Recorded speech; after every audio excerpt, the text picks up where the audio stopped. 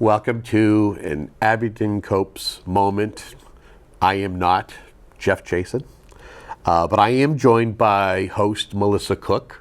Melissa is the chair, the head of Abington COPES. Yes. Hello, how are you? Hello, I'm well. How are you? Very good. Thank you for stepping in for this episode, as Jeff Jason just had a baby. Congratulations to him. So he will, be back at some point. But thank you for doing this with me today. Absolutely. And we want to congratulate Jeff and his wife, Melanie, say welcome baby girl, Judy. So yay to Jeff and Melanie. Yay to Jeff, and we look forward to having him back.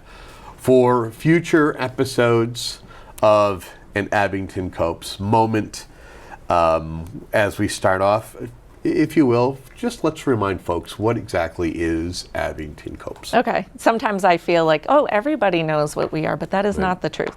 So Abington COPES, we stand for, it's an acronym, Community Outreach Prevention, Education, and Support. So what that comes down to is we're just a group of volunteers that work on prevention strategies with the youth to reduce substance use and misuse. That felt really long. And then we also help families that have been affected by this epidemic in supporting them in any way we can. I think a lot of people don't realize that while a lot of times we look at addiction and we look at the folks who are addicted, and we don't necessarily realize the extension and how it affects either the immediate family members or family members who are helping and working with someone who is in crisis. Right. Well, we say it's a family disease because, as you just said, it's not just the individual that's affected, it's family, extended family, their, significant other, and everything. So I lost my sister to an overdose April 18th of 2021. So we went through about 10 years. She didn't get into heavier substances till later. She passed away. She was 40. It started when she was 30. So I think, a lot of times we think it starts early, but it's it doesn't. That's not necessarily true. So being a family member, like I said, it's a family disease, and we watched her go in and out for 10 years, different programs. I gave her her medallion, her 1-year medallion 3 times, hoping the last one would be the last. She called me up and she said, "Will you give me my medallion?" And I said, "Okay, this is the last time I'm going to do it." Of course I would have done it, but I just wanted to make it known, come on, keep going, get past year 1.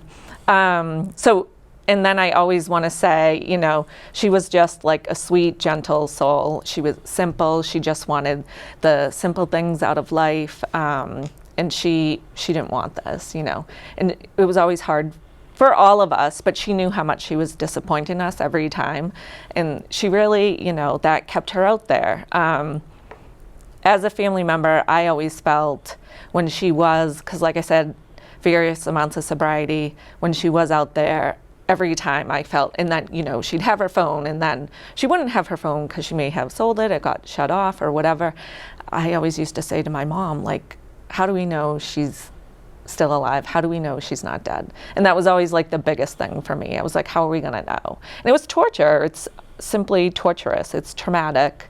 And then this last time, it was only about a month time, but I just woke up I think I knew without knowing, my heart didn't want to believe it, but my head kind of knew this was it. And I woke up every morning and I had just so much anxiety. I would literally shake my hands out because the anxiety. And it just went, that phone call that you kind of knew was coming, but you can never prepare for that. But before we go down there, I just wanted to say, if you're a family member of someone struggling with addiction and that insanity and not knowing and just not knowing how to cope every day, always thinking about it, we're here, we get it. I have multiple people in our group that have lost loved ones or who have a child that was in active addiction, so we're here for you. And I just always want to make that known, we're not just prevention and all that, but as a family member, we want to help support you. You can call, like I say all the time, call me. I'm available. So Is there still a stigmatism around addiction? Oh, absolutely. I do feel we've made progress, but that's the thing I remember. Like, you know, some of my mom friends from Abington that I had met when my kids were little and Megan was going through times. I couldn't say it like, oh, sorry, I have to go. My sister's in detox. Like, because I didn't want them to think different of her. So it was hard because it took me a little bit of time. And everyone's always so supportive, you know, all my friends, everybody, so supportive of what Megan was going through. But there was that little bit of shame. I didn't want them to think less of her because she was struggling. And it's like you see your family members go through it, or an outsider looking in, like you just have to remember the person they were before, you know, because it's in there. So, and then I always want to say, like, don't give up. If they're breathing, there's still hope. You know, don't give up on your person. And I continuously told her, like, you matter. And my mom always had to tell her, you're worth it, because she didn't believe it. So that's what I want to say. Like, if they're breathing, there's still a chance. They matter. You matter. We see your struggles. We know it. And we're here. What are some of the things that Abington COPES has done during its inception to try to get the word out about outreach and to provide help to folks who are asking questions, who may need a support system?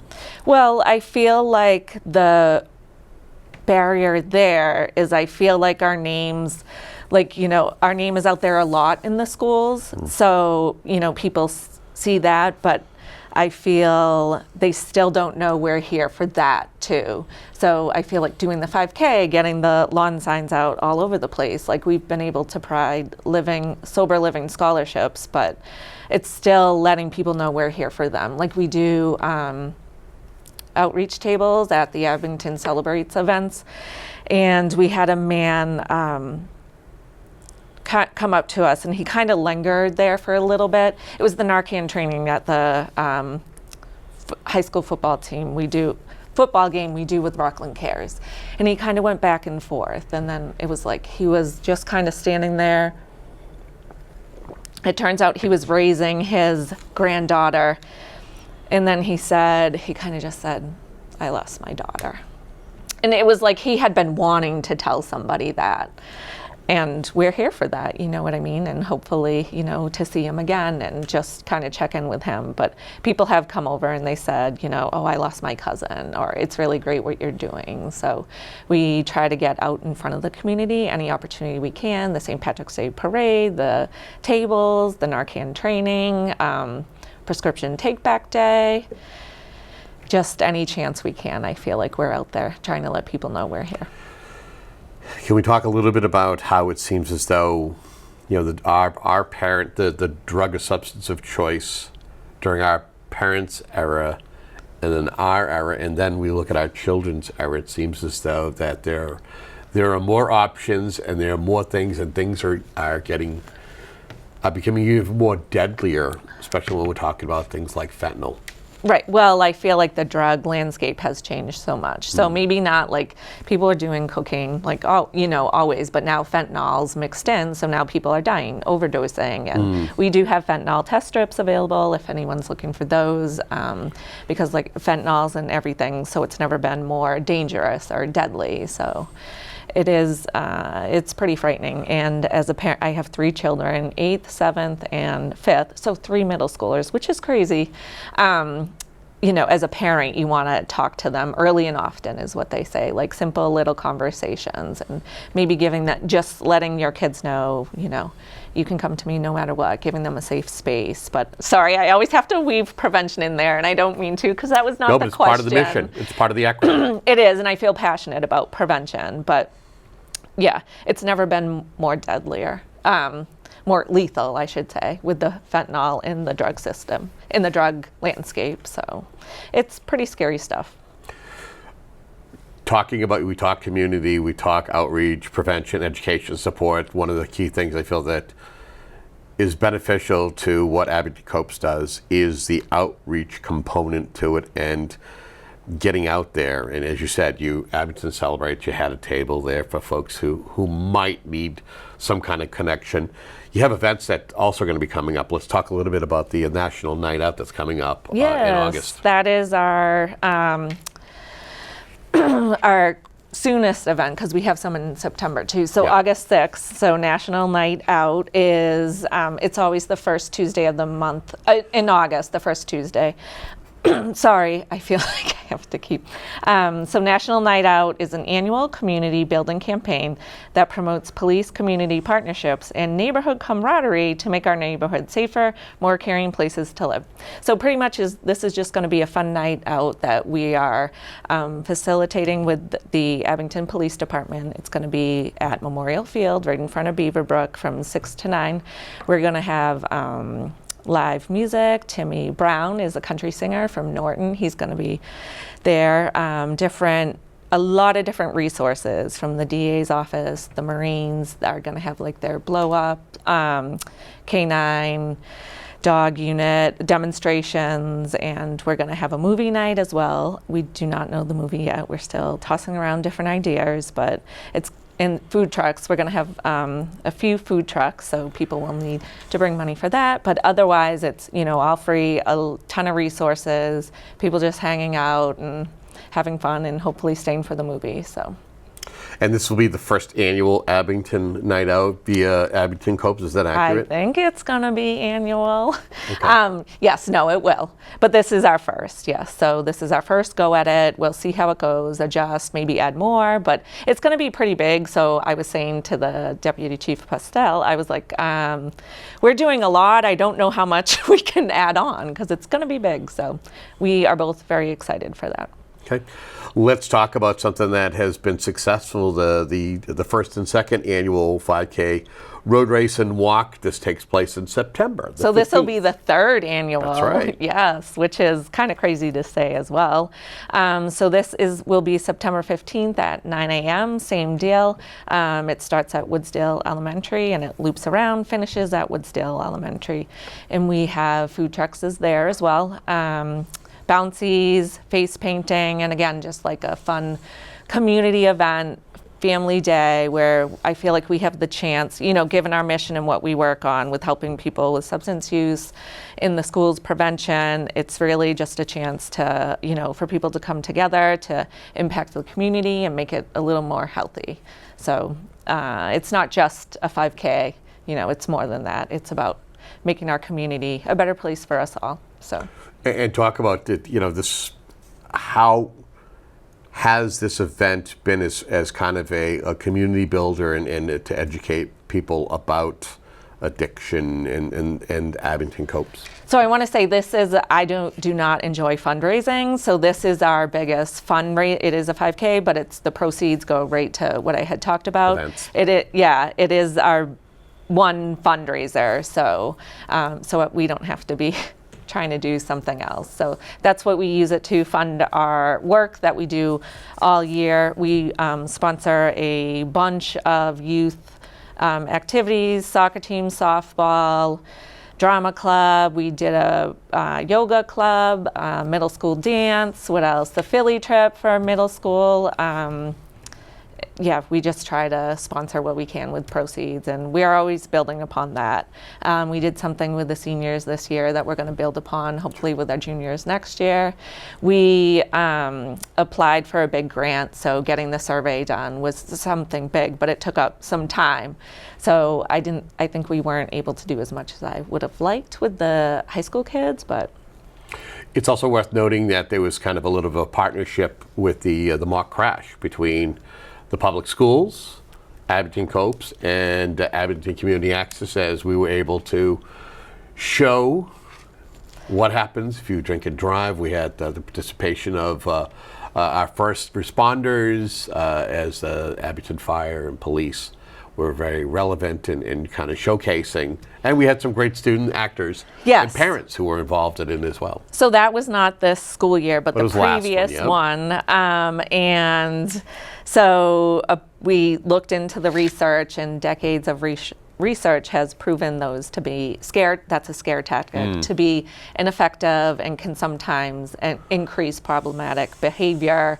So we did not know that, but it was, it does impact students. We just want to, if the research is telling us that, that's what we're going to do. So it was, I appreciate everyone coming together, and, we all felt we were doing something meaningful, and I believe we did, but we veered away from that a little bit this year and did a banner with the seniors right before they graduated that says, exactly, I can't remember if it was promise to make healthier, safer choices for my future.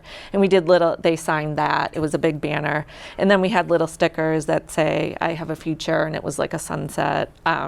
That was really cute. And we're always giving out our wristbands. So we feel like we're gonna build upon that, like I said, with the juniors next year. And Assistant Principal Kate Casey has been great to work with, so we talked over how it went, and we're going to continue it. So excellent. Yeah. If folks want to find out more, maybe they want to attend your regular meetings, which I believe is held in the community room at the police station. Yes. Second Wednesday of the month. Yes. At 6 p.m. At 6 p.m. They I feel like we're a friendly bunch. I feel like, everybody leaves happy.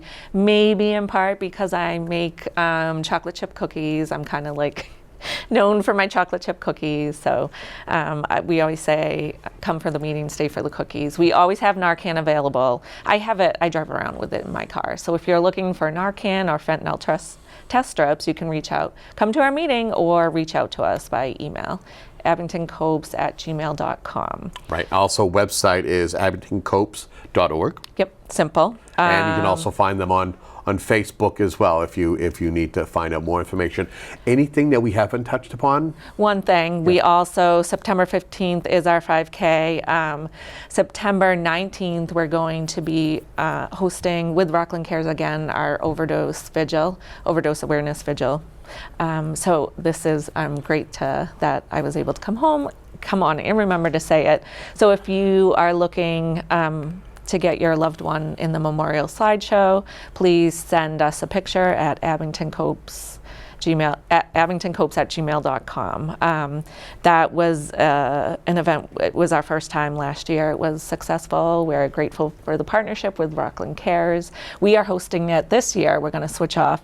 It'll be at Riley Field, September 19th. And, you don't have to have lost a loved one to come out, that it's just to support maybe community members that have, and it's a great way to honor them. It's a meaningful, moving night, and I'm appreciative that Rockland Cares gave us the opportunity to host with them.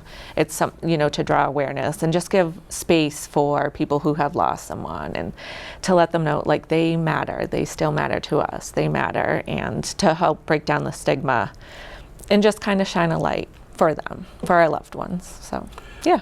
Well, we want to thank you for tuning in. I want to thank you for allowing me to be here and fill in for Jeff until our next episode. Super appreciative of you doing this with me, and hopefully, Jeff, if you're listening, you'll be coming back on with me soon. Yes, we congratulate you and your wife, and congratulations with regarding Judy. And again, you've been watching an Abington COPES moment. And until the next show, be safe and have a good day.